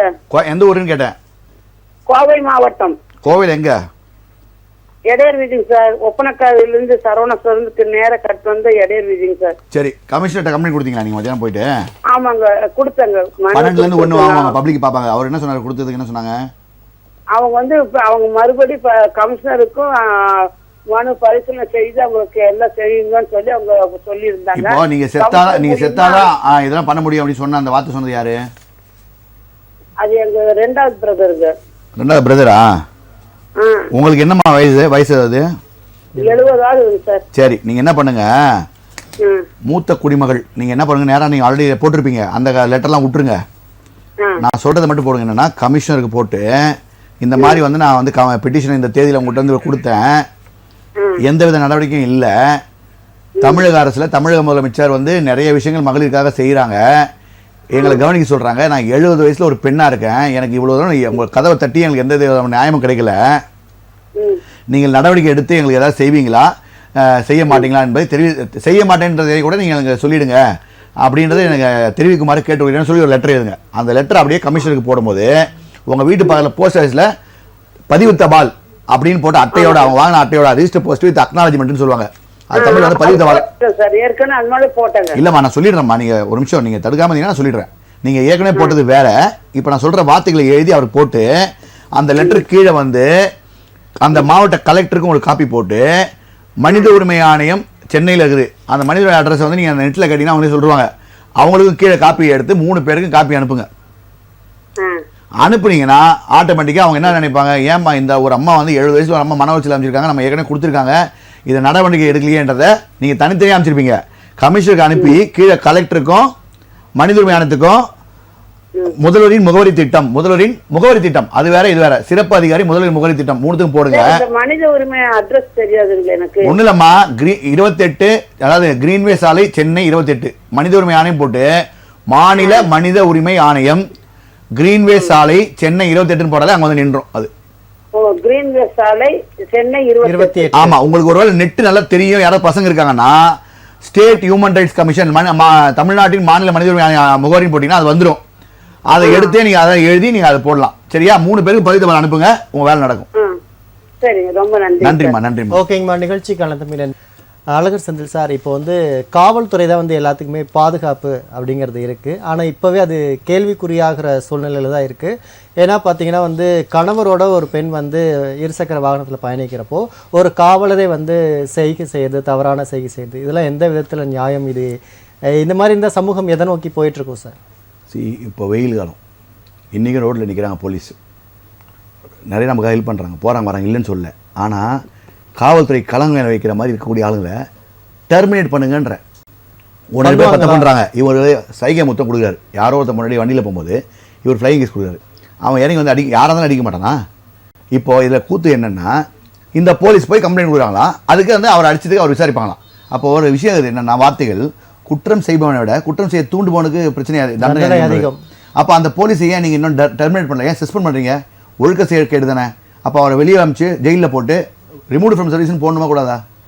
அப்போ யாரோ ஒருத்தர் வந்து ஒரு பெண்ணை பின்தொடர்ந்தாலே பிரச்சனைன்னு சொல்லும்போது நீங்கள் அதெல்லாம் இன்னொருத்தர் இது பண்ணுவீங்க. அதாவது ஒரு பெண்ணை வந்து பின்தொடர்ந்தால் காவல்துறைக்கு வந்து புகார் தெரிவிக்கும். அந்த பொண்ணு சம்மந்தம் தெரிவிச்சுதா? நிறைய நம்பர் இல்லை, அந்த பொண்ணு சம்மந்தம் தெரிவிச்சுதா? சம்மந்தம் தெரிவிச்சா பரவாயில்ல. அந்த பொண்ணு ஒன்று எதிர்ப்பு தெரிவிக்குது, நீ அந்த ஆள் கேட்கும்போது நீ வந்து நான் போலீஸ் திமுறை அதிகாரத்தில் பண்ணினா நாளைக்கு உன் மனைவி இப்படி பண்ணா நீ ஒத்துப்பியா? அதை யாருமே யோசிக்க மாட்டேங்கிறாங்க. அந்த போலீஸ் ஸ்டேஷனில் அந்த புகார் முதல்ல வாங்கலாமா? சாதாரண நியாயத்துக்கு நாங்கள் போய் கொடுத்தாலே பல போலீஸ் ஸ்டேஷனில் வாங்குறதுல புகாரை, இப்போ இந்த இதுக்குலாம் ஏன் புகார் வாங்குறீங்க? முதல்ல புகார் வாங்கி அவர் விசாரிக்கிறது எந்த வகையில் நியாயம்? வைரல் ஆனதுக்கப்புறம் தெரியுது, விஷயம் தெரியுது, அப்போ அந்த காவலர் வாங்கி கொடுக்குறது இது நியாயமா? தவறு தான் சார். அப்போ இந்த மாதிரி 1-2 காவலர்கள்னால எனக்கு ஒரு காவல்துறை ஆணையர் அருண் ஐயா அவர்கள்ட்ட சொல்கிறேன், அவர் ரொம்ப ஸ்ட்ரிக்ட் ஆஃபீஸர். ஆனால் அந்த ஆம்ஸ்டாங் அவர்கள் கொலை வழக்கு வரும்போது ஒரு வார்த்தை சொன்னார், ரவுடிகளுக்கு அவர் பாஷையில் புரிய வைப்பேன், ஒழுங்காக இருந்துக்கின்றாரு. நான் என்ன சொன்னேன்னா, சார் கண்ணுக்கு தெரியாத தெரிஞ்ச பெரிய பெரிய தலைமறைவாக இருக்கக்கூடிய ரவுடிகள்லாம் உங்கள் பாஷையில் சொல்ல இப்படி வைக்கிறீங்க. 1 லட்சம் போலீஸ் தான் இருக்கிறாங்க, அதுவும் உங்கள் கண்ட்ரோலில் இருக்கிறாங்க. தமிழ்நாடு ஃபுல்லாக இருக்கக்கூடிய ஒரு கண்ட்ரோலில், சென்னையிலன்னு பார்த்தீங்கன்னா ஒரு சில ஆயிரங்கள் தான் இருப்பாங்க. நீங்கள் யாரும் தெரியாத ரவுடிகளுக்கே உங்கள் பாஷையில் புரிய வைக்கணும்னு சொல்லும்போது, உங்கள் கண்ட்ரோலில் உங்கள் மைக்கில் செகண்டில் நினச்சா ரீச் ஆகக்கூடிய இடத்துல இந்த மாநிலம் ஏன் இன்னும் கண்ட்ரோலில் வைக்க முடியல? ஏன் எல்லாமே அவுட் ஆஃப் வே போகிறாங்க? காவல்துறைக்கு ஏன் கலங்க வேலை வைக்கிறாங்க? காவல்துறைக்கு ஏன் கலங்க வேலை வைக்கிறாங்க? இது வந்து மக்களின் கேள்வி. ஓகே, தொடர்ந்து உங்கள் கருத்தை பதிவு பண்ணுங்கள் சார். அழைப்பாளர் துண்டிச்சுறாங்க போல சார், உங்களுடைய கருத்தை சொல்லலாம் சார். இது மக்களின் கேள்வியாகுது. அப்போ நான் என்ன சொல்கிறேன்னா, ஒரு ஃபோன் பண்ணி, எப்பா அது பெட்ரோல் வெஹிக்கிள் ஆகட்டும், எந்த வெஹிக்கிள் ஆகட்டும், அதிகாரிகள் உள்ளே வச்சு செல்ஃபோன் பேசிட்டு போனீங்கன்னா மக்கள் உங்களை பார்த்து சிரிப்பாங்க. நீங்கள் ஒரு தவறான ரோல் மாடல், யாரும் செல்ஃபோன் பேச வேண்டிய விடக்கூடாது. ஆனால் இதிலே நான் இன்னொன்று சொல்லுவேன், டிராஃபிக் பெட்ரோல் ராங் ரூட்டில் போகலாம். ஏன்னா ஒரு டிராஃபிக் ஆக்சிடென்ட் கிளியர் பண்ணால் ராங் ரூட்டில் போகலாம். அதை யாரும் ஃபோட்டோ எடுத்து போட்டிருக்காங்க, அதுக்கு ஃபைன் போடுறாங்க. இது எந்த வகையில் நியாயம்? எது கரெக்டாக பண்ணணும், எதை பண்ணணும் கூட மேலே இருக்கிறவங்க தெரிய மாட்டேங்குது. அந்த மாதிரி இடத்துல அவர் கூப்பிட்டு, எப்பா அவர் டிராஃபிக்கில் உள்ள ஆப்போசிட்டில் போகிறதுக்கான காரணம் வந்து ரூட்டை கிளியர் பண்ணுறது, டிராஃபிக் கூடயே போய் நிற்க முடியாது, ஆப்போசிட்டில் போய் தான் நம்ம சரி பண்ண முடியும். அதுக்கு ஃபைன் போடக்கூடிய நீங்கள் செல்ஃபோன் பேசிட்டு ஓடக்கூடாது, குடிச்சிட்டு ஓட்டக்கூடாது, அன்சி எல்லாம் இல்லைன்றீங்க. நிறைய ஓட்டுநர்கள், காவலர் மட்டும் இல்லை, அரசு ஊழியர்களாகட்டும் தனியார் ஊழியர்கட்டும் டிரைவர் எல்லாம் பார்த்தீங்கன்னா கையில் அனுப்பிச்சு வச்சிருக்காங்க. இன்றைக்கி அனுப்பிச்சு ஒழிக்கணும் முதல்வர் நிறைய போராடுறாரு. நான் முதல்வர் பாராட்டுறேன். ஏன்னா ஆட்சி எதிர்காலத்தில் இருக்கும்போது, எதிர்கட்சியாக இருக்கும்போது கூட சட்டமன்றத்தில் இருந்து காமிச்சார் இருக்குது அவைலபிள்னு. இன்றைக்கி இவ்வளோ ஒரு இரும்புகள் கொஞ்சம் ஆடக்கூடிய முதல்வர்கள் நான் உண்மையிலே அவரை வாழ்த்துறேன். இந்த விஷயத்தில் மற்ற விஷயத்தில் தெரியல, இந்த விஷயத்தில் பாராட்டுறேன். அப்படிப்பட்ட முதல்வருக்கு இருக்கக்கூடிய காவல்துறை எவ்வளோ ஸ்ட்ராங்காக இதை ஒழிக்கணும். இன்றைக்கும் அனுசு சுற்றுதுன்னா அப்புறம் எந்த வகையில் கரெக்ட் இது? பிடிக்கிறோம், நம்ம பிடிக்கிறதுலாம் வந்து ஒரு 1,00,000 கிலோ வருதுன்னா அது 1000 கிலோ பிடிச்சிட்டு நம்ம வந்து அந்த பிடிக்கிற போலீஸை நம்ம சல்யூட் பண்ணுறேன். பட் இது எல்லா கடையிலும் இன்னும் இருக்குது. இதுக்கு வியாபாரிகளும் இன்றைக்கி இப்போ ரீசெண்டாக வியாபாரி மாநாடு, பிரகடன மாநாடு நடந்தது. பிரகடன மாநாட்டில் வியாபாரியோட விஷயத்தை கண்டிப்பாக கொடுக்குறீங்க, நியாயமான விஷயம். பிளாஸ்டிக் வந்து நானே சொன்னது, பிளாஸ்டிக் வந்து ஃபைன் போடுறீங்க, ஆனால் பிளாஸ்டிக் வந்து மஞ்சள் பை அவைலபிள் வச்சுட்டு அப்புறம் பண்ணுங்கள், இதை போலீஸ் போடு. ஆனால் வியாபாரிகிட்ட நான் கேட்கக்கூடிய விஷயம், உங்கள் கடையில் உங்கள் சங்கத்தில் இருக்கக்கூடிய மெம்பராக இருந்தால் தயவு செய்து அந்த அன்ஸு கூலி இப்போ விற்க வேணாம்னு சொல்லுவாங்க. இதை சம்பாதிச்சு நம்ம குடும்பம் வளர்க்கணும் அவசியம் இல்லை. உன் பிள்ளைங்க வேணா உன் கடையில் வாங்க மாட்டான், ஆனால் அடுத்த உன் நண்பனோட கடையில் உன் பிள்ளைங்க வாங்கினா, இல்லை உனக்கு தெரியாத இன்னொரு கடையில் வாங்கினா. தயவு செய்து நம்ம வந்து சந்ததியை வளர்க்கணுமே தவிர நம்ம தப்பான வழியில் சம்பாதிக்கிறதுக்கு வைக்கக்கூடாதுன்றதை நம்ம வலியுறுத்தணும். இதெல்லாம் பண்ணல. இதோட இன்னொரு குடும்பம் என்னன்னா, வியாபாரிகள் வந்து தனி மனிதர்கள் அஃபெக்ட் ஆகக்கூடிய ஒரு விஷயம் ஆன்லைன் லோன் ஆப். இந்த ஆன்லைன் லோன் ஆப் இப்போ கந்து வட்டியை வந்து கேட்டாலே இப்போ யாருமே கேட்கக்கூடாது, பணத்தை கொடுத்துட்டு அப்படியே கை கட்டிக்கணும். அவங்களே போய் கூப்பிட்டு தம்பிங்க வாடா இந்த எதுவும் போனான்னா ஏற்கனவே வாங்கினது கட்ட மாட்டானுங்க, திருப்பி அவங்களுக்கு கிடைக்க போதில்லை, சிபில் ரேட்டிங்கில் மைனஸ் ஆக போகுது. இப்போ 5 வருஷம் சிறை தண்டனை போட்டிங்கன்னா அந்த கம்பெனிலாம் டைட் பண்ணுவான். ஆனால் கம்பெனிக்காரன் பண்ணுறது தப்பு என்னன்னா, பேங்க்கு பண்ணுறதுன்னா போய் லோனுக்கு அவங்க கட்ட முடியுமா, ரீபே கெப்பாசிட்டிங்கன்னா அவங்க பேக்ரவுண்ட் என்னெல்லாம் விசாரிக்கல, ஏசியில் உட்காந்து அப்ரூவ் பண்ணுறதுனால தான் இந்த பிரச்சனை. அதை சரி பண்ணிடணும். அதை பண்ணாத இவங்க இப்போ லோன் ஆப்பில் நினச்சி டக்கு டக்குன்னு வாங்கி. என் ஃப்ரெண்டுங்க நிறைய பேர் சொல்லிட்டாங்க 14 லட்சம் 20 லட்சம் நான் அமுக்கி வாங்கிட்டேன்றாங்க. இதெல்லாம் எப்படி முதல்ல ஃப்ரீயாக வந்து இவ்வளோ ஈஸியாக வந்து கொடுக்க வேண்டிய அவசியம் என்ன? கொடுத்துட்டு அதுக்கு என்ன வட்டி, அந்த வட்டி இருக்கணும்ல. கந்து வட்டி டீம் ஒன்று தனியாக இருக்கல போலீஸில், அதுக்கு அவேர்னஸ் பண்ணுறீங்களா? இப்போ சைபர் கிரைம் பண்ணீங்க, ஃபோனை எடுத்தால் சாவனா கூட நீங்கள் சைபர் கிரைமில் பாதிக்கப்பட்டவர்களாம் அப்படி வருது. அந்த மாதிரி கந்து வட்டிக்கு ஏன் அதெல்லாம் நீங்கள் இன்ஃபார்ம் பண்ணுறல? ஏன் அவேர்னஸ் தொடர்ந்து பேசலாம், அதெல்லாம் விழிப்புணர்வு ஏற்படுத்தும். Okay sir. வணக்கம், ராஜ் நியூஸின் புகார் பெட்டி நிகழ்ச்சி. உங்கள் பெயர் சொல்லுங்க. ஹலோ ஹலோ, வணக்கம்மா, உங்கள் பெயர் சொல்லுங்க. என் பேர் பாப்பமாங்க சார். கேக்குதுங்களா? கேக்குது சார். என் உங்க பேர் பேர் பாப்பம்மா. உங்க பேர் சொல்லுங்க. என் பேர் பாப்பம்மாங்க சார். பாப்பம்மா, என்ன மாவட்டம்?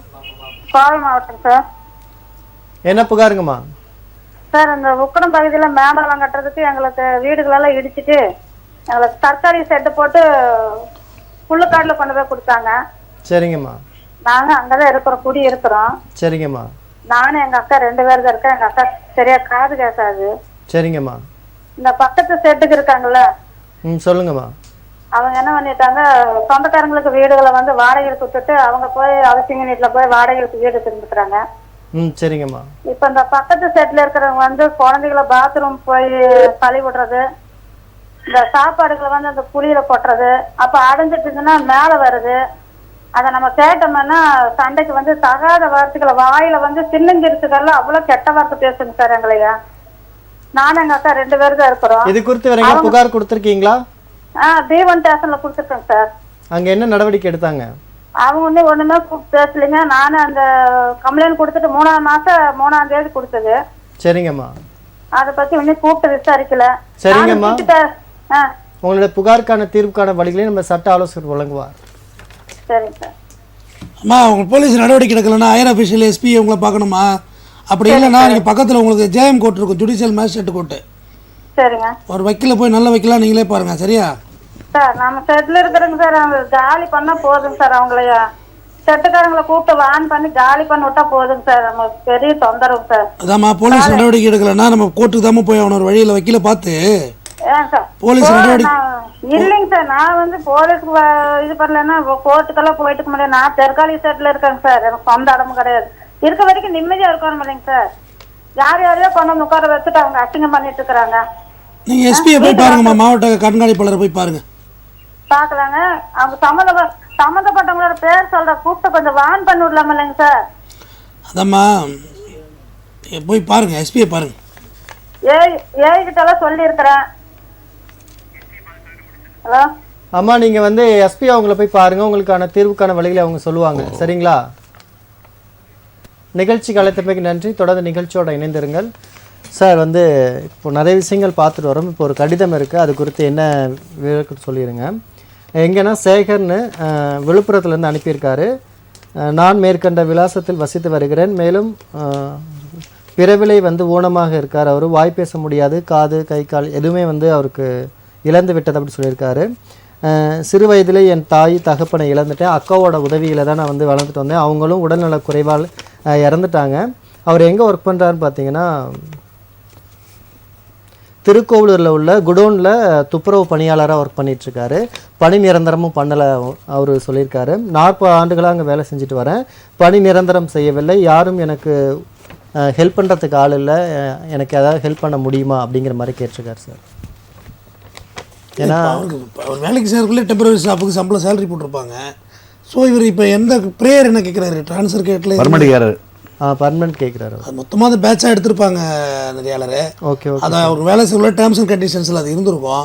இதை மீறி ஒரு 40 வருஷமாக டெம்பரரியாக வச்சிருக்கிறது பெரிய அவ்வளோ அது தப்பு. அது எம்எல்ஏ ஏன்னா ஒரு மாற்றுத்திறனாளி வேற, மாற்றுத்திறனாளி பேச முடியாது. அவர் உயர்நீதிமன்றத்தில் வந்து ஒரு ரிட்டு ஒன்று போட்டோம்னா, WP ஒன்று போட்டோம்னா, இந்த மாதிரி இந்த கிரவுண்ட் மெர்சி கிரவுண்ட் தான், வேறு எதுவும் இதில் எடுப்படை. ஓகே சார், கருணை அடிப்படை தான்.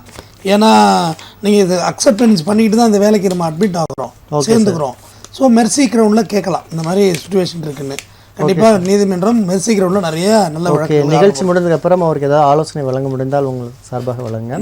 இன்னொருத்தவரோட கடிதம் சார் வந்து பயணிகள் நிழற்குடை அமைக்கப்படுமா எங்கே அப்படிங்கிறதான் கேட்டிருக்காங்க. மதுரை மாவட்டம் துவரிமான் கோச்சடை செல்லும் மேலக்கால் மெயின் ரோட்டில் தனியார் பள்ளி உள்ளது.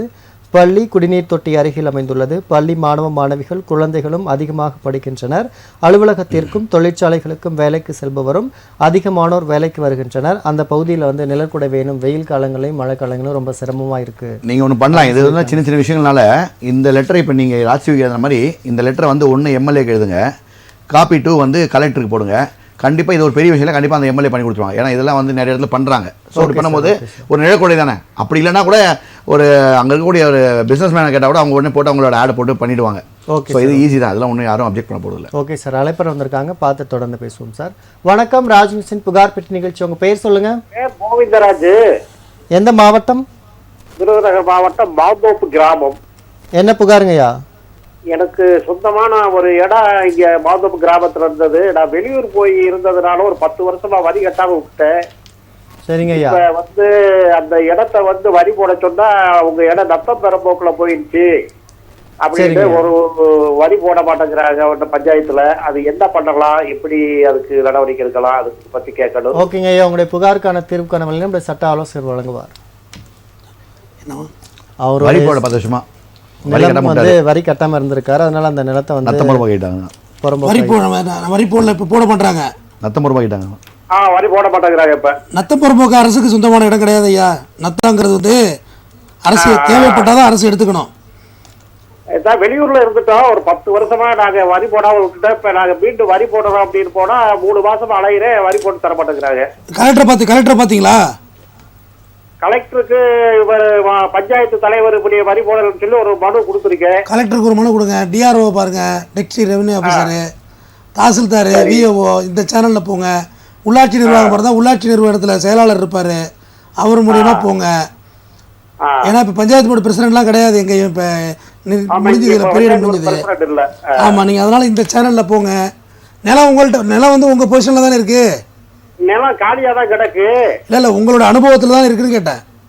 ஆமா, எங்க அனுபவத்துல தான் இருக்கு. ஒரு பகுதி இப்ப வந்து ஒரு 3 சென்ட் எங்க இடத்த ஒருத்தர் ஆக்கிரமிப்பு பண்ணியிருக்கிறாரு. எங்களுக்கு ஒரு 10 பாருங்க, வரி போடலைங்கிறதுக்காக ஒருத்தவங்க வந்து ஆக்கிரமிப்பு பண்ணக்கூடாது. டாக்ஸ் வந்து சேர்த்து கூட பெனால்ட்டியோட கட்டிக்கலாம். சரி, ஐடி ஆக்டே அதான் சொல்லுது. எடுத்த படத்துக்கு டாக்ஸ் கட்டினா ஒன்றும் பிரச்சனை கிடையாது. நீங்கள் வரி கட்டுங்க. கலெக்டரை பாருங்க, ஒரு வாட்டி கலெக்டரை பாருங்க நேரில். வரி வந்து பஞ்சாயத்துல வரி வாங்க மாட்டேங்கிறாங்க, அதுக்கு என்ன பண்றது சார்? கலெக்டர் டிசைடிங் அத்தாரிட்டி கலெக்டரை ஒரு வாட்டி பாருங்க. சரிங்க சார். அப்படி இல்லைன்னா கான்டாக்ட் பண்ணுங்க. இவங்களாம் என் நம்பர் கொடுப்பாங்க. நீதிமன்றத்தில் ரிட்டு போட்டு வரி கட்டிக்குவோம். டாக்ஸ் வாங்க மாட்டேங்குது எனக்கு வேணும் சார். அதை கொஞ்சம் நிகழ்ச்சி முடிஞ்சதுக்கு அப்புறம் தொடர்பு கொள்வாங்க சார் உங்களை. வரி வாங்க மாட்டேங்க நாடா. சரிங்களா? நிகழ்ச்சி களத்து பயின்றி சார், தொடர்ந்து நிகழ்ச்சியோட இணைந்திருங்கள். அழகர் செந்தில் சார், இப்போது நிறைய கோவிலில் பார்த்தீங்கன்னா ஒரு சர்ச்சை இருக்குது. அதாவது இந்து கோவிலில் பார்த்தீங்கன்னா இந்து அறநிலைத்துறை தனியாகவே இருக்குது. அப்போ வந்து அங்கே ஹிந்துவாக இருக்கவங்களை மட்டும்தான் வந்து பணியாளராக இருக்கணும் அப்படிங்கிறது நிறைய கோரிக்கைகளை வளர்த்துட்டு வருது. இதையும் தாண்டி கோவில்களுக்குள்ளே செருப்பு போடக்கூடாதுங்கிறது அவங்களுடைய நம்பிக்கை. ஆனால் ஒரு சில அதிகாரிகள் வந்து காலனி அணிந்தே போகிறாங்க. இது குறித்து உங்களுடைய கருத்தை சொல்லுங்கள் சார். 2 விஷயம் சொல்லிட்டாங்க. தச்சநல்லூரில் ஒரு ஈஓ செயலாளர் ஒரு பெண் அவங்க வந்து செருப்பு போட்டு அந்த கோயில் மேலே விமானத்துக்கிட்ட எல்லாம் போகிறாங்கன்னு ஒரு பேப்பர்லாம் செய்தி வந்தது. Okay sir. நான் தயவு செய்து அரசாங்கத்தை ஒன்று கேட்குறேன். நம்ம வந்து இந்து சம்மந்தப்பட்டது சார்ந்திருக்கிறோம், இந்து சார்ந்தது இல்லை, இந்து பிடிக்கலன்றது வேறு. இந்து அறநிலைத்துறையில் இந்துக்களை புரிஞ்சுக்கிட்டு இந்து உணர்வோடு இருக்கவங்க அதிகாரி மட்டும் வைங்க. அதுவும் மெயினாக குறிப்பாக 2-3 லேடிஸ் இருக்காங்க. இவங்கெல்லாம் வேணும்னே பண்ணுறாங்களா தெரிஞ்சு பண்ணுறாங்களான்னு தெரியல. இதை யாரும் சாட்டிஸ்ஃபை பண்ணுறாங்க தெரியல. இதெல்லாம் அநியாயம். இது ரொம்ப தப்பு. ஏன்னா எல்லாத்துக்கும் வந்து ஒரு ஆகம விதி இருக்குது, அதை வந்து செய்யணும், இதை ஃபாலோ பண்ணணும். திருவண்ணாமலையில் போகும்போது ஒரு லேடி மேடம் வந்தாங்க. அவங்ககிட்ட சொல்கிறேன், இந்த 10 ரூபா காயின் வாங்க மாட்டேன்றாங்க, உங்கள் ஆளுங்களே வந்து மாட்டுக்கு வந்து அகத்திக்கீரை கொடுக்கும்போது காசு வாங்குறாங்கன்னு சொல்கிறேன். 10 ரூபா காயின் வாங்கலன்றதை எப்படி சொல்கிறீங்க? நான் உஷாராக வீடியோ எடுத்து வச்சுக்கிட்டேன். அவருக்கு வாங்க மாட்டேன்றாரு. செக்ஷன் 128 பழைய செக்ஷன் 128 படி செடிஷன் ஆக்ட் படி அவங்க குற்றம். ஏங்க நானும் லாயர் தாங்க. ஏங்க நீங்கள் லாயர் தான் மேடம், ஆனால் நீங்கள் ப்ராக்டிஸ் பண்ணல. நான் ப்ராக்டிஸ் பண்ணிட்டு இருக்கேன். நானும் வழக்கறிஞர், நான் சமூகவாளர். இது ஒரு தேசிய குற்றம். வாங்க மாட்டேன்னு சொல்கிறேன். நீங்கள் ஒரு நிர்வாகம், கவர்மெண்ட் நிர்வாகம், என்ன மேடம் அப்படின்னா உடனே டக்கு ப்ரூஃப் இருந்தால் அனுப்புங்க. நாங்கள் இதெல்லாம் கேப்பிங் தான் எடுத்து வச்சுக்கிட்டேன். நான் ஏதாவது விஷயம் பேசினா ப்ரூஃப் இல்லாமல் பேச மாட்டேன். எடுத்து வச்சுட்டு அனுப்பிச்சோடனே வாய் மொழி நம்மளுக்குறாங்க. நான் என்ன சொல்கிறேன், அதே மாதிரி சொல்கிறேன், மேடம் இது வந்து சாமி சம்மந்தப்பட்டது. சாமியெல்லாம் என்கிட்ட பேசாதீங்க. சாமி பேசாங்க. அப்போ சாமி இருக்கிறதுல உங்களுக்கு என்ன வேலை? உங்களுக்கு பிடிக்கல, நீங்கள் நாத்திகவாதி, நீங்கள் வேறு டிபார்ட்மெண்ட் போங்க. தயவுசெய்து இந்த ஆளுங்களை உள்ளே சேர்க்காதீங்கன்றேன். இந்த அம்மா வந்து செருப்பு போட்டு போனால் எவ்வளோ ஒரு திமுறது. அப்போ சாமி அவமதிக்கிற இடத்துல என்ன அர்த்தம்? யாரெல்லாம் அவமதிச்சாங்களோ அவங்களாம் எப்படி அவஸ்தைப்படுறாங்கன்னு தெரியும். தயவுசெய்து இந்த திமிர் பிடிச்சவங்க, இந்த அலட்சியப்படுறவங்க தயவுசெய்து இந்த கோயிலுக்குள்ளெல்லாம் வரதா இருந்தால் அந்த அதிகாரி ராஜினாமா பண்ணணும். இல்லை கவர்மெண்ட்டே அந்த அதிகாரத்துக்கு வெளியே போட்டுரும். ஏன்னா இப்போ ஆந்திராவிலலாம் சூப்பராக இது போட்டாங்க. அந்த மாதிரி வந்து தயவுசெய்து அது ஒன்று மட்டும் இல்லை. இந்த பக்கம் பார்த்தீங்கன்னா சிதம்பரம் கோயில், பெரிய கோயில், அங்கே எனக்கு ரொம்ப வருத்தமான விஷயம். அந்த கோயில் 4 பக்கம் வீதி கோயிலை கிராஸ் பண்ணுறதுக்கு உள்ள கறி வாங்கிட்டு போகிறாங்க, செருப்பை போட்டுன்னு போகிறாங்க, ஸ்கூல் பசங்க ஷூவை போட்டு போகிறாங்க. கேட்டால் இந்த ரோட்டில் அந்த ரோடு போகிறாங்களாம். இதுக்கு நான் கேட்குறேன். அப்போ அந்த பீரியட் நான் சொல்ல ஒரு 5 years பேக் டிஎஸ்பிகிட்ட போய் அங்கே முதல்ல அங்கே இருக்கிற தீட்சிதர்கள் சொல்கிறேன், தீட்சிதர்கள் டிஎஸ்பிகிட்ட சொல்கிறேன். டிஎஸ்பி என்ன கேட்குறாருன்னா, நீங்கள் என்ன கம்யூனிஸ்டா அப்படின்னு கேட்குறாரு. அப்போ அந்த டிஎஸ்பி நான் சொன்னேன், சார் நான் கம்யூனிஸ்ட்டில், நான் பயங்கர ஆன்மீகவாதி. ஆனால் நான் என்னன்னு சொல்லட்டுமா சார்? நான் என்னென்ன நான் வந்து செருப்பை தலையில் வச்சு நான் வந்து கவனிப்பு பார்ப்பேன் அந்த கோயில் வாசலில் பண்ணுறேன்னு. அதுக்கு தான் அந்த வார்த்தை கேட்டேன். நீங்கள் என்ன கம்யூனிஸ்டாக கிடையாது. நான் கம்யூனிஸ்ட்டில் சார். நீங்கள் எடுத்துக்கிட்டிங்கன்னா சிம்பிளான விஷயம் என்னென்னா, நம்ம பூமியில் நிற்கிறோம், நீர் கீழே, நான் நிலம், நீருக்கு அப்புறம் வந்து மேலே நம்ம யூரின் பாட்டுக்கு நீர், அப்புறம் நம்ம நெருப்பு இருக்குது வயிறு, இந்த இடத்துல மூச்சு காற்று, நெஞ்சில் மூக்கிலலாம் நீச்சு காற்று, இது ஆகாயம். சிதம்பரம் ஆகாயஸ்தலம். அதனால் தயவு செய்து இங்கே அநியாயம் நடக்கிறனால செருப்பத்துக்கு தலையில் வச்சு நான் சொல்லட்டுமா சார்னு கேட்டேன். நான் ஆன்மீகவாதியாக நான் சொல்லுங்கள் சார் அப்படின்னா உடனே அவர் இல்லை இது எனக்கு பிரச்சனை ஆகுது, நான் சொல்லிடுறேன் அப்படின்னாரு. இன்றைக்கி வரையும் அந்த சிதம்பரம் கோயிலுக்குள்ள செருப்பு போட்டு போகிறாங்க. அப்போ எந்த வகையில் நியாயம்? பொதுமக்களும் போகிறாங்க. அப்போ இதெல்லாம் யார் கட்டுப்படுத்தணும்? தீட்சிதர்கள் வந்து அவ்வளோ சண்டை போடுறாங்கல்ல, தீட்சிதர்கள் கட்டுப்படுத்த தவறுது ஏன்? இதை வந்து தயவு செய்து அமைச்சர் சேகர்பாபு ஐயா அவர்கள் தயவு செய்து நீங்கள் நிறைய விஷயங்கள் நீங்கள் வந்து ஸ்டபனாக பண்ணுறீங்க, நீங்கள் எதுவாலும் நீங்கள் போல்டாக பண்ணுறீங்களே, இந்த விஷயத்தில் இந்த மாதிரி அதிகாரிகள் தயவு செய்து இந்துக்கள் மீது நம்பிக்கை இல்லாதவர்கள், இந்து தர்மத்தின் மீது நம்பிக்கை இல்லாத அதிகாரிகளை அங்கு இந்து நாட்டில் வைக்க வேண்டாம் என்று நான் கேட்டுக்கொள்கிறேன். ஒன்று, சிதம்பரம் கோயிலில் தீட்சிதர்கள் கண்டுகொள்ளாததால் நீங்கள் அதற்குள் தலையிட்டு நீங்கள் பாருங்கள், அப்சர்வ் பண்ணுங்கள். செருப்பை போட்டு போகிறாங்க கோயிலுக்குள்ளே, கறி வாங்கிட்டு போகிறாங்க, சைக்கிள் தள்ளி போகிறாங்க, அதை ஒரு வீதியாக பார்க்குறாங்க கோயிலுக்குள்ளே. அதை சரி பண்ணுமாறு மக்கள் சார்பாக கேட்டுக்கொள்கிறேன். ஓகே சார், தகவலுக்கு நன்றி சார். வணக்கம். நிகழ்ச்சியோட நிறைவான அழைப்பாளர், உங்கள் பெயர் சொல்லுங்கள், என்ன மாவட்டம்? வடிவேல் சார். வடிவேல், எந்த மாவட்டம் ஐயா? புதுச்சேரி மாவட்டம். என்ன புகாருங்க ஐயா? ஒன்றும் இல்லை ஐயா, எங்கள் ஆயாவுக்கு பண்ருட்டியில் சுத்து இருக்கு ஐயா. பண்ருட்டி. சரிங்க ஐயா. பெரிய இடம், பிசினஸ் காம்ப்ளெக்ஸ் அது. சரிங்க ஐயா. அதை வந்து மொத்தம் 8 பேர், அவங்களுக்கு 3 பொண்ணு 5 ஆம்பளை பிள்ளைங்க. சரிங்க ஐயா. 3 பேருக்கு மட்டும் உயிர் எழுதம் தான் காட்டுறாங்க. எனக்கு பிறந்த 3 மகன்கள் மட்டும் தான் காட்டுறாங்க. அவங்க போட்டுருவோம். அந்த உயில் செல்லுமா செல்லாதா? அந்த உயிலை ரிஜிஸ்டர் பண்ணியிருக்காங்களா ரிஜிஸ்டர் பண்ணலையா? ரிலீஸ் பண்ணிருக்காங்க ஐயா. ரிஜிஸ்டர் பண்ணியிருந்தா உயில் தான் செல்லும். இப்போ அவங்க எழுதுக்குள்ள அவங்க கடைசி உயில் தான் செல்லும். உயிலை பொறுத்தவரை ஒரே வார்த்தை முடிச்சிடுறேன். யாருக்கு வேணுமோ எழுதலாம், எந்த ஒரு கோயில் கூட அந்த ப்ராப்பர்ட்டி எழுதி வைக்கலாம். ஆனா எங்க ஆயா அது மாதிரி எழுத மாட்டாங்க. அது நம்ம இப்போ உங்க ஆயா எங்க? ஆயா காலமாயிட்டாங்க 91 அப்போ 91 2003 கிட்டத்தட்ட 20-25 வருஷம் 27 வருஷம் கழிச்சு இப்போ சேலஞ்ச் பண்ணால் எப்படி பண்ண முடியும்? அப்பயே கூட நீங்கள் ஏதாவது சேலஞ்ச் பண்ணியிருந்துருக்கலாம். எங்களுக்கு இப்பதான் தெரியும், அதுக்காக தான் கேட்குறேன் ஐயா. ப்ராப்பர்ட்டி எங்கே உங்கள் ஊரில் இருந்தா வெளியூரில் இருந்ததா? பண்ருட்டியில் இருக்கு. நீங்கள் எங்கே இருக்கீங்க? புதுச்சேரியில். நாங்கள் பாண்டிச்சேரி புதுச்சேரி. ரொம்ப தூரமும் இல்லை, நம்ம வெளிநாடு எங்கேயாவது இருந்தால் கூட வேறு ஸ்டேட்டில் இருந்தால் கூட ஒரு கிரவுண்ட் எடுக்கலாம். பட் உங்கள் ஆயாவோட எழுதுனது தான் சரி, அதை ஒன்றுமே பண்ண முடியாது. ரெண்டாவது இன்னொன்று சொல்லிடுறேன், அந்த ப்ராப்பர்ட்டி உங்கள் ஆயாவுக்கு எப்படி இருந்துச்சு? அது எங்கள் எல்லா பிள்ளையும் சேர்ந்து வாங்கினது. இல்லை அவங்க ஆத்தா பேரில் தானே? ஆயான்னா ஆத்தா தானே? அம்மா ஆத்தா அவங்க பேரில் தானே அந்த லேண்ட் இருந்துச்சுன்னு கேட்குறேன். ஆமா அவங்க பேரில் தான் வாங்கினது, இவங்க சேர்ந்து வாங்கினது. இல்லை அது நாட்டு மேட்டர். சேர்ந்து வாங்கினது இல்லை, யார் பேரில் டாக்குமெண்ட் ஹோல்டிங் இருந்துச்சு கடைசி அவங்க பேரில் வந்துச்சு. அவங்க பேரில் தான் இருந்தது. அதனால் அது அவங்களுக்கு பாத்தியப்பட்ட சொத்து தான். ஆனால் கோர்ட்டில் சேலஞ்சு பண்ணலாம். பட் எங்கள் ஆயா நல்ல ஸ்டஃபான மைண்ட் செட்டில் இல்லை அப்போதைக்கு. ஆயா எழுதக்குள்ள வயசு என்ன அவங்களுக்கு? அவங்களுக்கு வயசு 89. எழுதக்குள்ள? ஆமாங்க. எத்தனை வயசுல இருந்தாங்க? 93 வயசுல இருந்தாங்க. ஓ, அப்போ 89 அது ஒரு கிரவுண்டாக எடுக்கலாம். என் ஆசா சீனியர் சிட்டிசன் ஆயிட்டாங்க, கொஞ்சம் கொலாப்ஸாக இருந்தாங்க, அதாவது நல்லது கெட்டது புரியாமல் இருந்தாங்கன்னு சொல்லுவாங்கல்ல. உண்மையில அப்படிதான் இருந்தாங்க. குழந்தை மாதிரி, வயசான குழந்தை மாதிரி இருந்தாங்க. ஸோ இது எங்களோட ப்ராப்பர்ட்டி, எங்களுக்கும் ஷேர் வேணும். நீங்கள் லீகலர்லாம் வாங்கியிருக்கீங்களா உங்கள் ஆயாவுக்கு? எல்லாம் வச்சிருக்கேன் சார். எல்லாம் வச்சுருந்தீங்கன்னா கோர்ட்டில் சேலஞ்ச் பண்ணலாம். ஓகே, சரி சார். நிகழ்ச்சி முடிஞ்சு நம்பர் சொல்கிறேன், வேணா நிகழ்ச்சி முடிஞ்சு அப்புறம் தொடர்பு கொண்டுக்கலாம். நம்பர் கூட நான் நம்பர் வாங்கி உங்களுக்கு அடிக்கிறேன். சரியா? ஐயா, நிகழ்ச்சி முடிஞ்சதுக்கு அப்புறமா உங்களுக்கு ப்ராப்பர்ட்டி ஒர்த்து எவ்வளோ இருக்கும்? ப்ராப்பர்ட்டி ஒர்த்து எவ்வளோ இருக்கும்? ப்ராப்பர்ட்டி ஓட்டு பண்ணி ஒரு 10 கோடி ரூபா போகும் சார். அப்போ மெனக்கடலாங்க. ஏன்னா ரொம்ப கம்மி பட்ஜெட்டுக்கு மெனக்கட வேண்டியதில்லை, சேலஞ்ச் பண்ணலாம், ட்ரை பண்ணலாம். சரி சார், சரி சார். ஓகேங்க. நிகழ்ச்சி கலைத்தமைக்கு நன்றி. தொடர்ந்து நிகழ்ச்சியோட இணைந்திருங்கள்.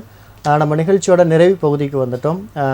கிட்டத்தட்ட 1 மணி நேரமாக நம்முடைய நேயர்களுடைய புகாருக்கான தீர்வுக்கான வழிகளை வழங்கிய சமூக ஆர்வலருக்கும் சட்ட ஆலோசகருக்கும் நன்றியை தெரிவித்துக் கொள்வோம். வணக்கம். நன்றி சார். நன்றி ஐயா. நேயர்களே, புகார் பெட்டி நிகழ்ச்சியை தொடர்பு கொள்ள முடியவில்லை என்றால் உங்கள் புகார்களை கடிதம் மூலமாகவும் அனுப்பலாம். அனுப்ப வேண்டிய முகவரி புகார் பெட்டி, ராஜ் தொலைக்காட்சி, நம்பர் 32, போயஸ் 2வது தெரு, தேனாம்பேட்டை, சென்னை 6018 என்ற முகவரிக்கு உங்கள் கடிதங்களை அனுப்பலாம். நேயர்களை மீண்டும் சந்திப்போம் மற்றொரு புகார் பெட்டி நிகழ்ச்சியில். நன்றி, வணக்கம்.